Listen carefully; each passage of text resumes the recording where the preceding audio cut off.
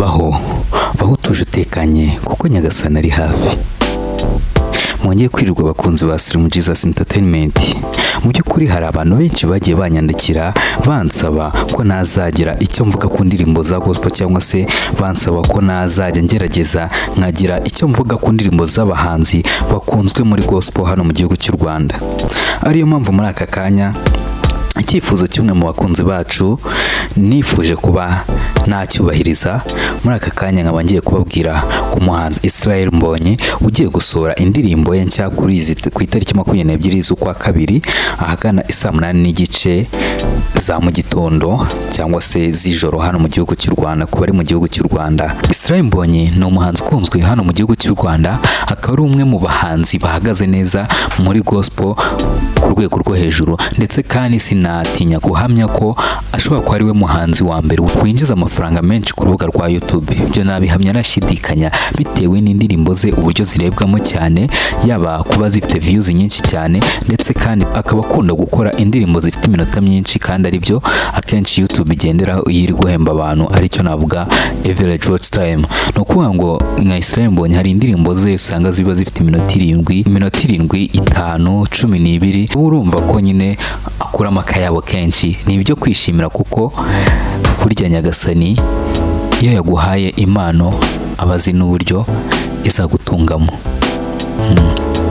Israel Mbonyi ni umuhanzi wakunzwe cyane hano mu gihugu cy'u Rwanda ku rwego rwo hejuru. Akaba ari umuhanzi iyo bagiye kuvuga, mbese ni umuhanzi ushobora kuza mu majwi kimwe niyo bari kuvuga, niyo tutari kuvuga gospel tukaba turi kuvuga mu bahanzi bo mu Rwanda. Nk'urugero turi kuvuga top 10 y'abahanzi bakunzwe mu gihugu cy'u Rwanda, ni handi twisanga na Israel Mbonyi twamuvuzemo, kandi akaba afite umwihariko w'uko ashobora kuba ari mu gospel wa mbere uza muri iyo top 10 biri kuvugwa, bitewe n'uburyo yanditse izina, agakora indirimbo zigakundwa ku bakunzi b'indirimbo za gospel ndetse no ku bakunzi bakunda indirimbo zisanzwe, akora indirimbo nabo zikabasusurutsa. Zimwe mu ndirimbo Israel Mbonyi yakoze zagiye zikundwa mu gihugu cy'u Rwanda harimo Ku marembo y'ijuru, Ku migezi, Hari ubuzima,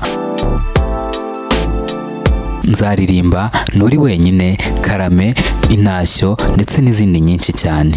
Ubu ngubu Israel Mbonyi indirimbo aherukaga gusohora akaba ari indirimbo bita Sinzibagirwa. Indirimbo imaze amezi 3 ku rubuga rwe rwa YouTube, ikaba imaze kugira views 229 mu gihe cy'amezi 3. Akaba ari indirimbo y'iminota 7 ndetse n'amasegonda 27. Israel Mbonyi kandi ku mugoroba wo kuwa gatatu tariki 2 z'ukwa 12 2020 nibwo Israel Mbonyi yataramiye abafatanyabikorwa b'ambasade ya Israel mu Rwanda bateye inkunga gahunda yayo ya Twende Jerusalem mu birori by'abantu bake byabereye muri Kigali Serena kuva saa 9:30 z'umugoroba kugeza saa 3 z'ijoro.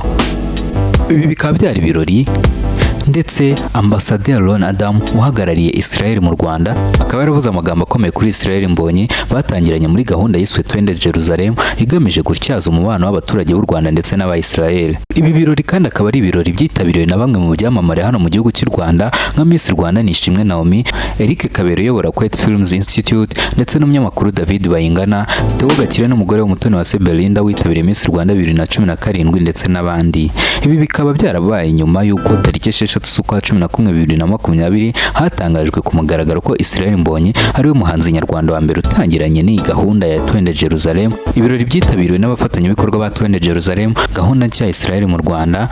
Muri abo hakaba harimo Gotel, Starlink n'abandi benshi. Ibi bikaba byarateguwe mu rwego rwo gusangira ku meza n'abafatanyabikorwa b'iyi gahunda nshya yitezweho kuzamura umubano n'ubukerarugendo hagati y'ibihugu byombi.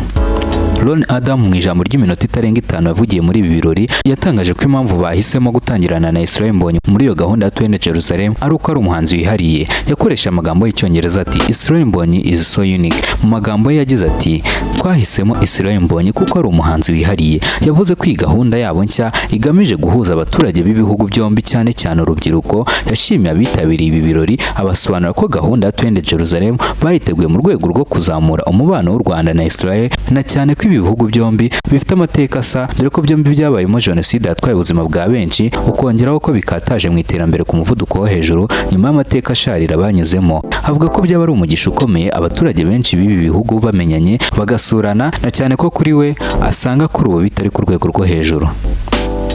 Kuri iki cyumweru tariki ya 22 z'ukwa kabiri 2021, Israel Mbonyi akaba atangarije abafana be ko kuri wa mbere tariki 22 z'ukwa kabiri agiye kuhasora indirimbo ye nshya bita Baho.